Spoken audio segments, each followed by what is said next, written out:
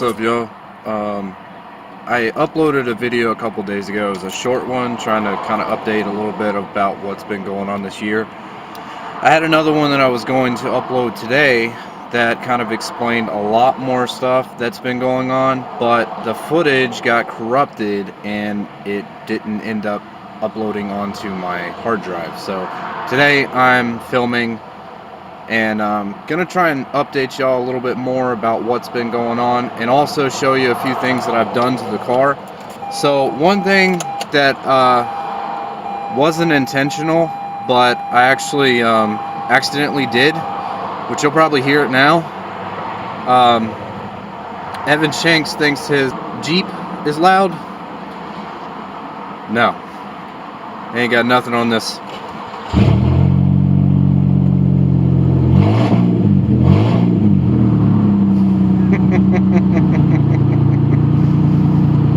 I'm running open headers right now on my car.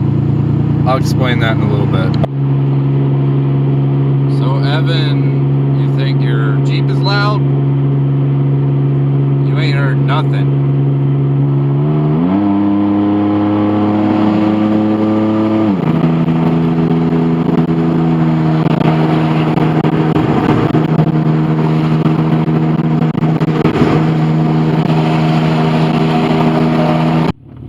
So I've left work. I'm on my way to go to the gas station. I'm basically running on fumes right now, but I've got some pretty cool things to show you when I get home. I've got a couple new parts that I picked up that I'm going to be installing probably this weekend.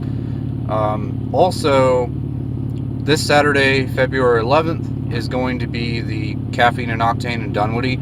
It was supposed to be this past weekend, but it got rescheduled due to the weather. And hopefully this Saturday is not going to rain like it did last time. So that's why they rescheduled it.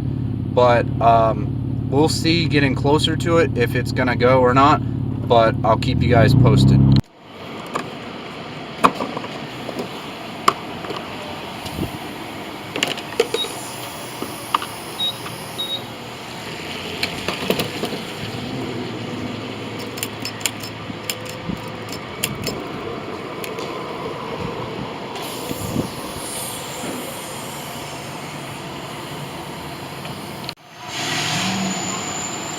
$40 later and she's still not full.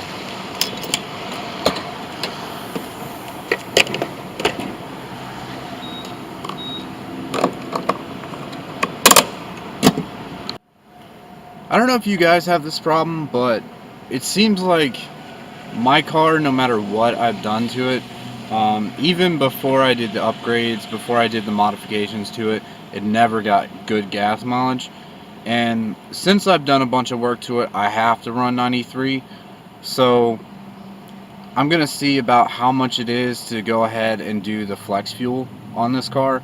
I know I'm going to have to replace lines, fuel filters, injectors, things like that. But I would like to see if it's possible that I can do flex fuel on here. At least there's quite a few pumps near me that have it. And also I plan on upgrading the fuel pump anyway to a Walbro. Depending on if it's going to be like a 255 or something like that, at least it would be different from the stock one, which really is complete crap on here. And if you replace the stock one on here, you have to buy the whole assembly, and that alone is $300. So might as well go towards just replacing it with a Walbro. That way I know it's going to be good. So I don't know, future plans coming up with this car are going to be pretty good, and I'm looking forward to it because I thought about selling it. I thought about taking everything off of it and just selling it as stock. But now that I'm thinking about getting another car, I'm thinking, man, I might as well do something cool to this. So we're going to build this thing. Now, if you guys remember, I have these wheels on my car. These are the XXR 551s. They're pretty much supposed to be like Graham's light or Graham lights from Ray's. Stock on my car offset's about 36.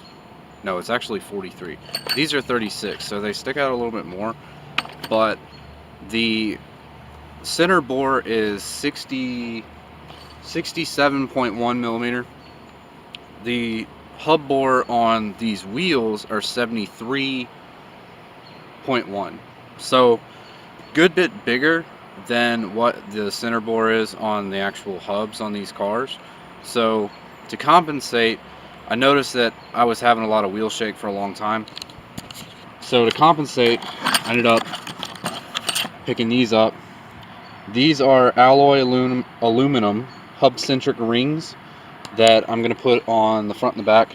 Right now, since I wanted to test and make sure that they worked, I've got some temporary polycarbonate hub-centric rings on there now, and they seem to work pretty well. They do snap straight into the back of the wheels, and I've noticed a significant difference in the way the car drives. Normally, when I would get up to 25, 55, even 80 miles an hour, I would notice every single increment that it went up that I would get more and more vibration. But with these, I've noticed a significant difference in the low end from 0 to 50, but when you get over 80, it does sort of still have a little bit of vibration, but you also have to think those hub-centric rings are made out of plastic, so they're probably not going to do the greatest job. Now yes, this has nothing to do with what's in my car, but it has a lot to do with what I'm able to do to my car. So this entire toolbox is my new one. This was my old one. As you can see, this is 4 drawers. It's 6 inches shorter than this one. This one has 5 drawers, and the very bottom one is really deep. The problem that I had was none of my stuff would fit in that small box. So I got the bigger one, and then I got my top box. Whatever's left that won't fit, I've got in this bin, but everything in here is either detailing supplies or it's cleaning supplies. So basically, I've got all the essential tools that I need to get everything done. The problem is having the time. Now, for the couple of weeks that I was off while I was doing this, I probably could have done a lot of things that I've been talking about doing on the car, but I just didn't have the motivation to do it.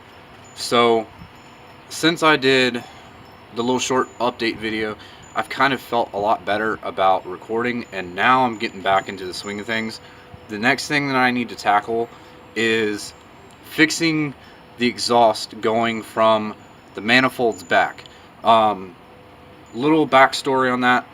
If you follow me on Twitter or you follow me on Instagram, you probably already know about it. But these manifolds came off of a manual Mazda 6. Mine, of course, sadly, is an automatic. So the manifolds don't line up to the stock pipes like they should. So what I'm going to do is I'm going to get some exhaust pipe, and I'm basically going to make up my own pipes going from the manifolds themselves all the way back. I'm still going to utilize a certain section of the exhaust. I'm still going to utilize the resonator aspect of it, but the rest of it is basically just going to be straight pipe. So I'm going from stock back to full straight pipe, screaming loud, but I think it's going to be pretty cool. And if it wasn't raining today, I'd probably be working on that. But I mean, it is literally, it's just dreary out here. I hate it. Mother Nature, get your act together. Before I end the video, I want to show you something kind of special that I got. I got this about a month or so ago, but I hadn't really shown it at all, and I'm actually pretty happy with how it came out. So if any of you recall the video that I did about tips and tricks and all the different equipment that I use, you probably remember that sorry bag that I had where I had everything in it. Well, this is the new case that I got. I actually got this from Harbor Freight for really cheap. It's supposed to be a tool bag, but all of these compartments that are on here fit stuff really nice. All my extra stuff I just leave up here. But the great thing is the fact that you have this whole entire piece inside where you can make your own compartments, you can do whatever you want to it, and everything fits and it looks really nice compared to,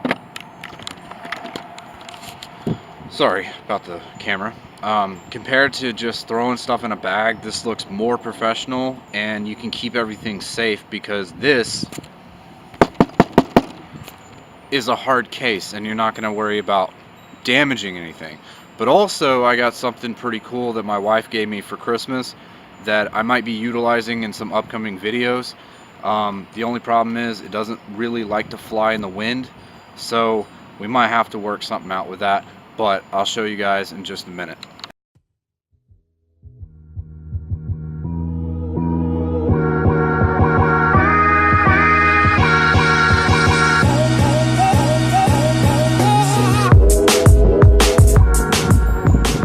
So as I said, for Christmas my wife got me a drone, and this is the Sky Viper. Um, it's not like a really expensive drone, but it is pretty good for recording. I've shot a few videos with it. I haven't actually posted them up, and the quality is really good. One day I would love to own like a Mavic, because the Mavic has 5 cameras on it. It has the auto stabilizer, and it also has the object detector on it as well, so you don't crash into anything. I mean, this right here is good for what it is, and it works, and you know, I'm really happy with it. So part of the reason why I decided to build this bench out here was just sort of a way for me to have somewhere to come out and think and reflect and come up with new ideas for my cars. I'm still waiting on my tax return to come in.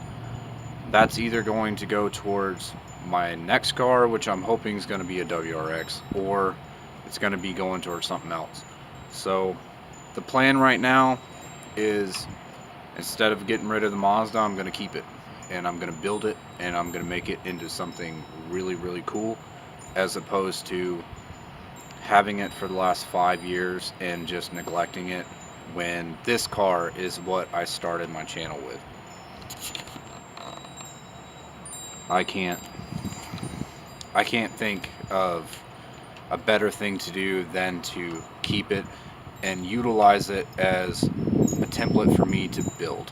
So with that said, look towards the future, because there's going to be some really cool things going on, and I'm going to sit here and listen to the wind chimes and have some positive vibes. So don't let anything hold you down, and no matter what anyone says, any dreams or goals that you want to accomplish are not out of arm's reach. So as always, peace out and strive for success.